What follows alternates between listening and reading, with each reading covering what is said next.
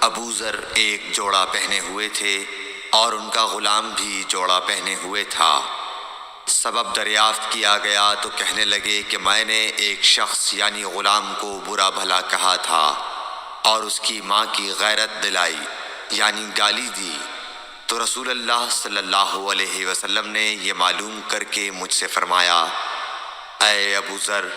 تو نے اسے ماں کے نام سے غیرت دلائی ہے، بے شک تجھ میں ابھی کچھ زمانہ جاہلیت کا اثر باقی ہے۔ یاد رکھو ماتحت لوگ تمہارے بھائی ہیں، اللہ نے اپنی کسی مصلحت کی بنا پر انہیں تمہارے قبضے میں دے رکھا ہے، تو جس کے ماتحت اس کا کوئی بھائی ہو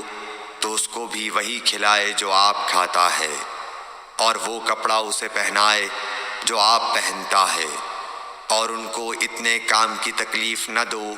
کہ ان کے لیے مشکل ہو جائے، اور اگر کوئی سخت کام ڈالو تو تم خود بھی ان کی مدد کرو۔